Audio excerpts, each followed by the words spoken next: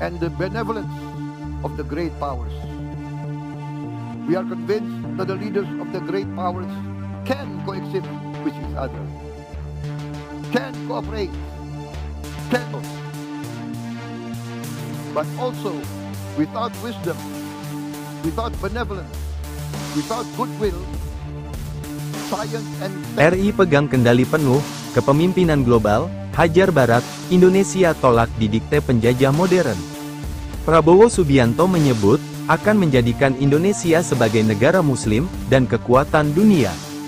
Hal ini disampaikan Prabowo dalam wawancara eksklusif dengan media asal Amerika Serikat, Newsweek, yang bertajuk eksklusif The Ex-General Who Plans to Make the Largest Muslim Nation a World Power. Media AS itu menyebut bahwa Prabowo mencap diri sebagai sosok yang mengantar era baru bagi RI, yang terkenal sebagai negara non-blok di tengah krisis yang mendalam di tatanan internasional. Meningkatkan keamanan adalah salah satu poin penting, di mana saya telah menunjukkan komitmen terhadap pasukan militer dan keamanan yang dikelola dengan baik saat menjabat sebagai Menteri Pertahanan, kata Prabowo dalam wawancara eksklusif itu. Tentu kita memerlukan militer yang kuat dan mampu mempertahankan setiap inci wilayah kita. Tapi apakah itu cukup jika kita tidak bisa menjamin kemandirian pangan, energi, dan air? Saya kira tidak demikian, imbuhnya.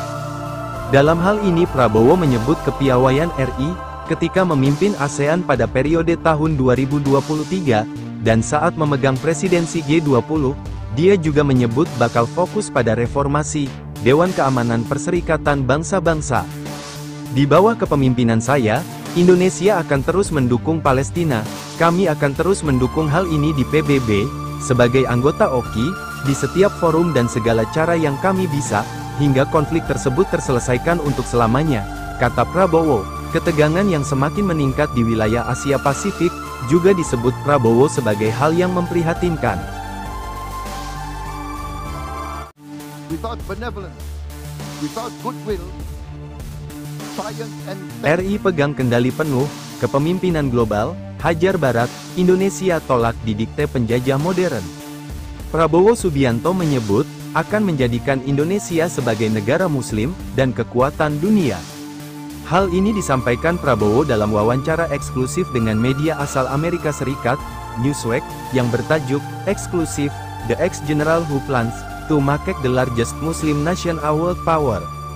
Media AS itu menyebut bahwa Prabowo mencap diri sebagai sosok yang mengantar era baru bagi RI, yang terkenal sebagai negara non-blok di tengah krisis yang mendalam di tatanan internasional. Meningkatkan keamanan adalah salah satu poin penting, di mana saya telah menunjukkan komitmen terhadap pasukan militer dan keamanan yang dikelola dengan baik saat menjabat sebagai Menteri Pertahanan, kata Prabowo dalam wawancara eksklusif itu.